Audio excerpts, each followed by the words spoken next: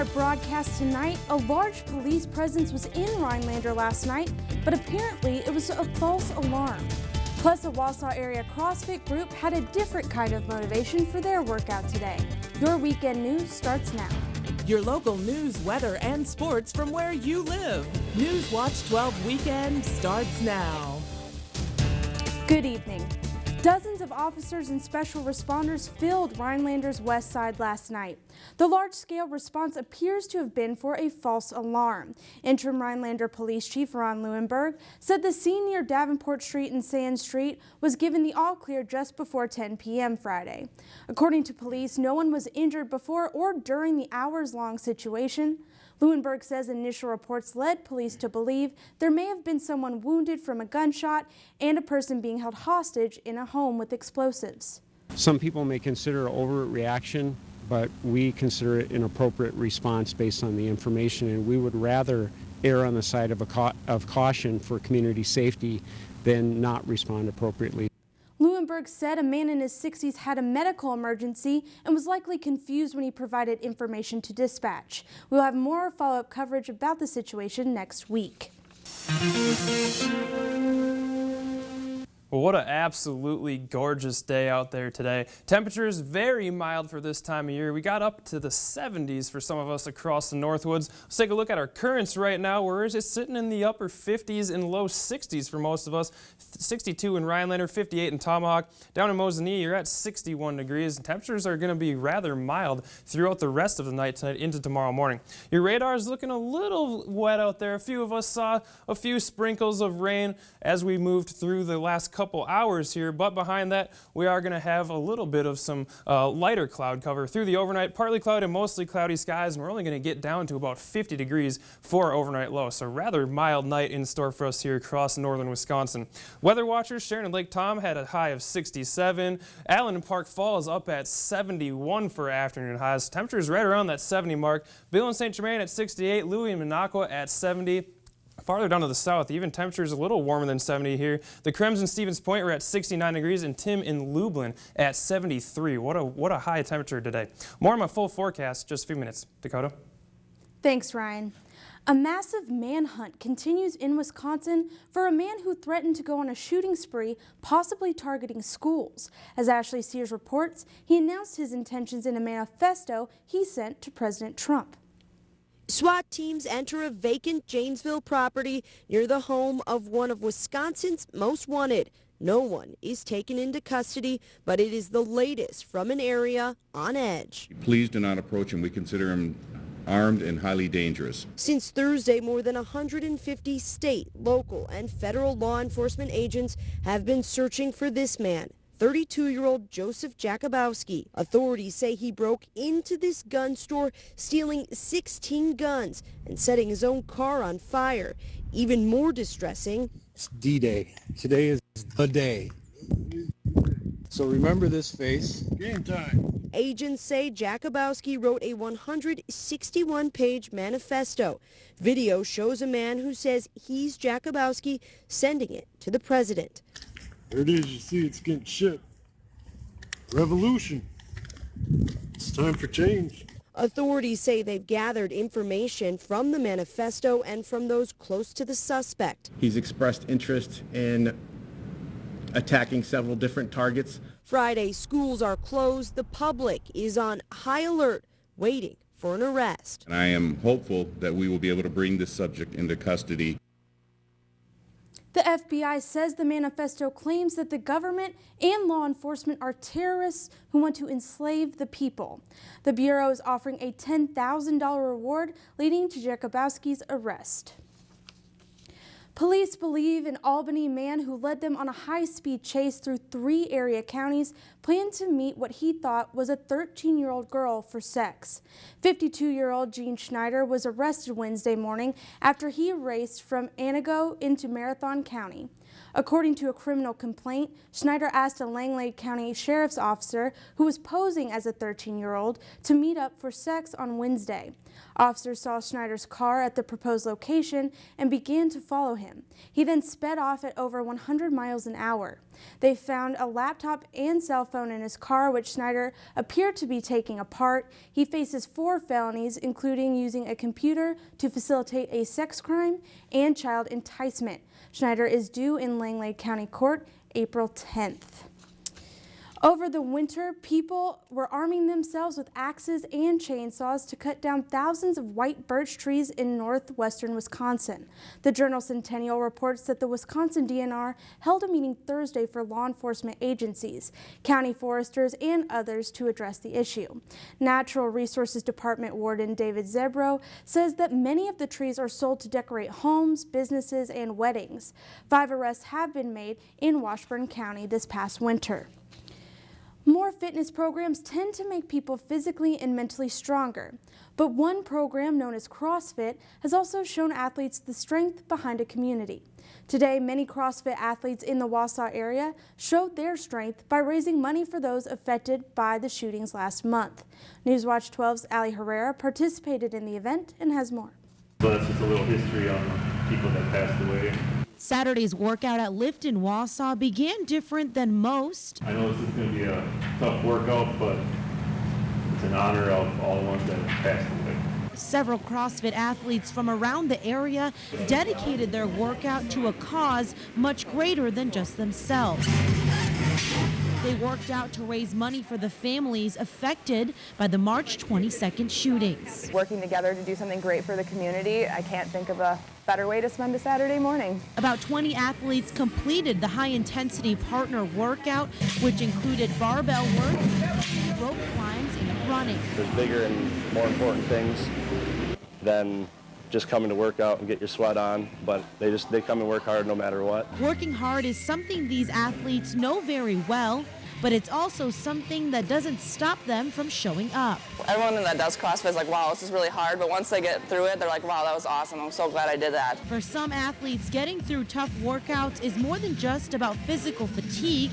Many will tell you the community aspect of CrossFit is what keeps them coming back. The joy you get of working next to somebody and completing something that's so difficult is really empowering. With each workout, athletes are empowering each other while also helping the community heal. We have a pretty awesome CrossFit community, and then just a community in general in Wausau is pretty awesome. Anytime you put your passion together, doing something you love for people, anything to help the community, it makes you feel really great inside. We're covering the news in Wausau. Never give up. Ali Herrera, Newswatch 12. Lyft raised more than $600 for the victims' family fund set up through River Valley Bank.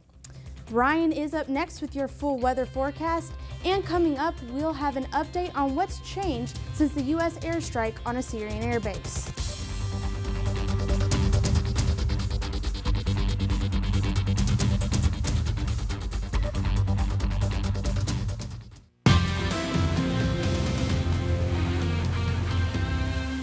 Well, we couldn't have asked for a more gorgeous day today across the Northwoods, could we? Look at these high temperatures right now. We saw today 70 here in Rhinelander, plenty of 70s across the board today. If you didn't hit 70, you were a couple degrees shy of it, so not a bad day out there across the Northwoods today. Here's an awesome picture of the sunset later this evening. This is from Catherine Sparbell. This is on the Wisconsin River near Tomahawk, so this was absolutely gorgeous. I just love a good sunset photo, so thank you, Catherine, for sending this in. And if you got a photo like this down the road, send them in. We like to show them on air. Temperatures right now, though, holding very steady in the 60s and 50s here. We're going to be very mild overnight. We're still in the 62 in Rhinelander, 58 in Tomahawk, 56 in Medford. And those temperatures are not going to drop much. They're going to be around the low 50s for your overnight low, so very mild tonight as we head into tomorrow morning.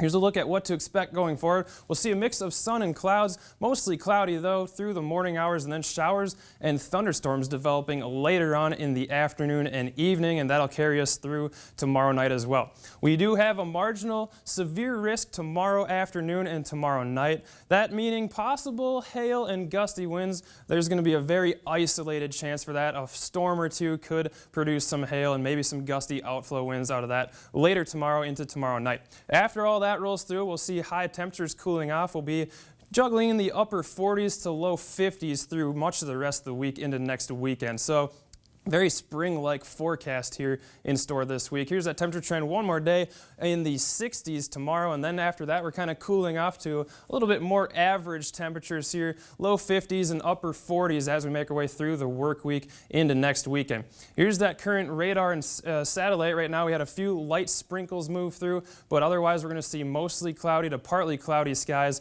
through the rest of tonight and then through most of the day tomorrow.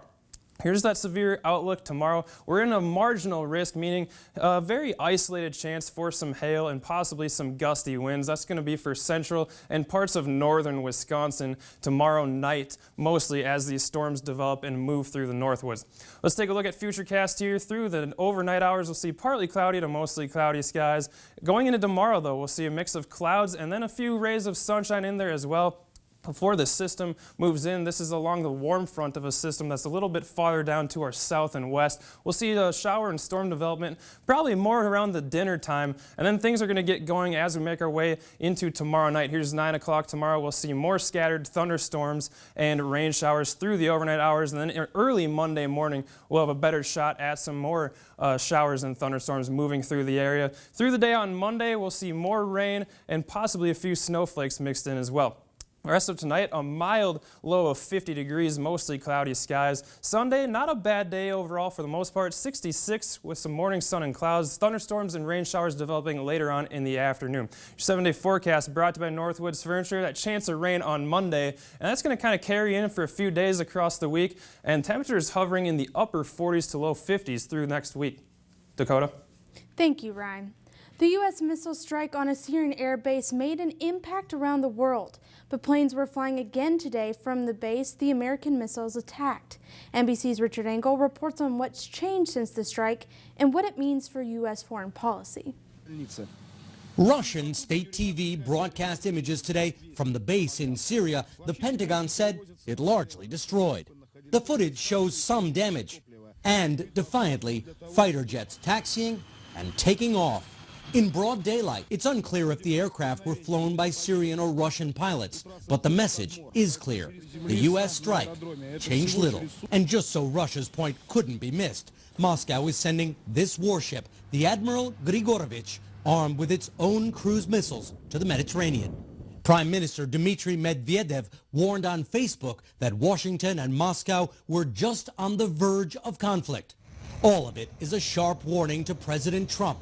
Don't attack Russia's allies again. Things that the Russians are saying and the things that the Russians are doing are, in many respects, for their public's consumption. While the missile strikes were generally welcomed around the world, critics are increasingly asking if the Trump administration has a thought-out strategy. The current policy seems full of contradictions, expressing concern for civilian suffering in Syria. Even beautiful babies. While trying to ban all Syrian refugees from entering the United States. Bombing the Syrian regime while also bombing groups the regime is fighting. Today, Secretary of State Tillerson, who meets with Vladimir Putin in Moscow next week, spoke with his Russian counterpart, who insisted there was no chemical weapons attack in Syria. So there still is a line of communication between the two sides, but they seem to be speaking past each other. Richard Engel, NBC News, Istanbul. Katie Lazinski will be in later with all of your sports highlights from across the country. And up next, we'll show you how military medics are trained. U.S. soldiers put their lives on the line while performing some of their everyday tasks. The sacrifices underscore how U.S. forces remain in harm's way in Afghanistan, Iraq, and Syria, and the need for a group of soldiers who don't get much attention, elite military medics. NBC's medical correspondent, Dr. John Torres, spent time at a NATO training center for those who save lives. A scene straight from the battlefield. But these Special Forces medics aren't in a real war zone. We're in a state-of-the-art medical training center at NATO's strategic headquarters in Belgium. NBC News was granted exclusive access to this medical training. Just give me your pitfalls now. As an Air Force colonel, a pilot, and ER doctor, I served in Iraq. I'm now teaching this group of international soldiers to work as a medical team. Smoke, gunfire, explosions. These are the things we use to train Special Forces medics how to deal with combat casualties on the battlefield. They know how to react, and they've had that adrenaline.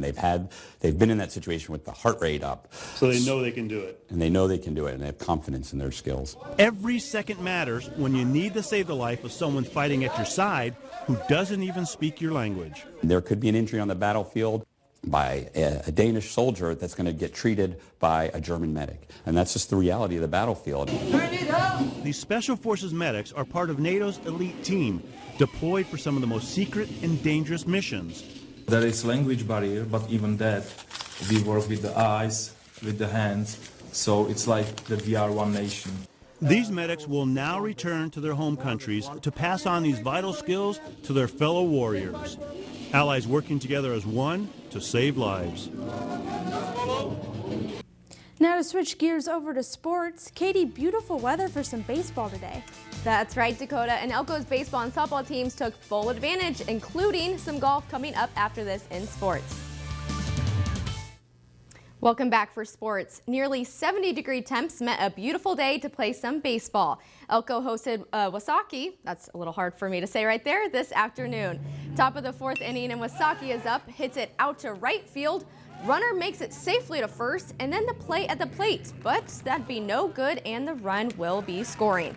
Same inning now, this one goes right up the middle, just a little bit delayed, sorry about that. Makes it past the pitcher and shortstop, and 2 more runs make it home safely. They just couldn't keep up with Wasaki. Elko is up now, number 24 blasts this one out to left center field, makes it almost out to the fence, and he will make it to second base. But that wouldn't be enough to hang on. Both teams' bats got hot, but Wasaki took this one 13-7. On the other diamond, Elko softball also hosted Wasaki. It would be a battle of the bats for them as well, with Wasaki winning, get this, 31-16. Looks almost like an NFL score right there, not a high school softball game.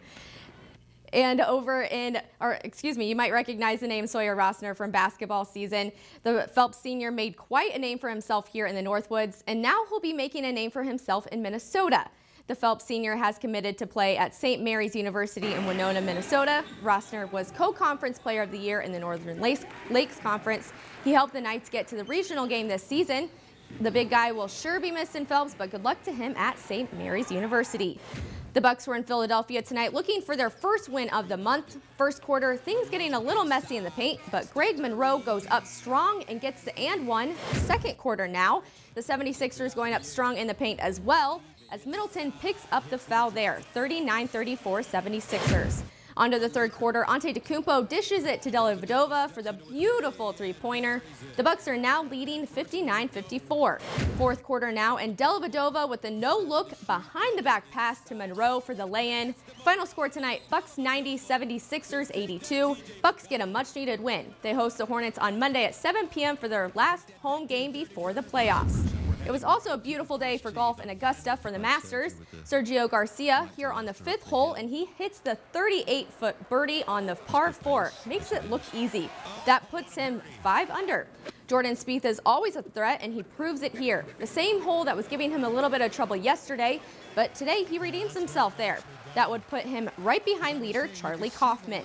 Now to the 13th hole, Sergio Garcia again hitting it up and over onto that green. He'd end that one with a birdie and 5 under. I do not know how they get it so close to that hole.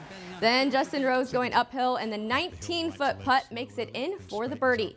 Moore and Garcia are tied for first place at the end of the day. They are set to tee off at around 2 o'clock tomorrow afternoon, and Ricky Fowler is right behind them, and then Jordan Spieth is sitting right there as well.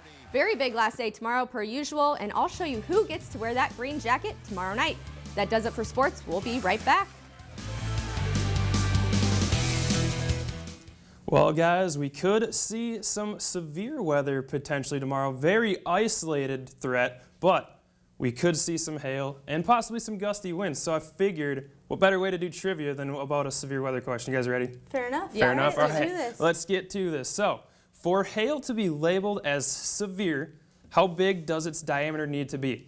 Is it 1/2 inch, 3/4 inch, 1 inch, or 1 1/4? I'm going to say 1 inch. 1 inch, Katie? I'll go a little bit bigger. I'm going to say 1.25. 1.25 and 1 inch. Let's see what you guys guessed. It is actually 1 inch. Dakota, you got it right. Here we go. And that is first trivia answer. You got it right. All right, that's about the size of a quarter too, just so you got to get the size comparison there. Gotcha. So 1 inch is labeled as severe. No hail out there right now. Your radar's pretty quiet. We'll see mostly cloudy to partly cloudy skies through the rest of the night. Winds out of the south right now around 5 to 10 miles an hour. Those southerly winds are kind of keeping temperatures in the 60s and 50s right now. We're only going to get down to about 50 degrees tonight for your overnight low, so rather mild out there as we head into tomorrow. And then your 7-day forecast here, that chance for some thunderstorms tomorrow afternoon and tomorrow night. That'll kind of keep things wet for a few days here, but that's kind of your spring forecast here. We'll see temps back in the 50s and chances for rain through the week. So as long as it's warmer, I'm good with rain. Right. All right, well, that is it for your news around the Northwoods. Have a great night.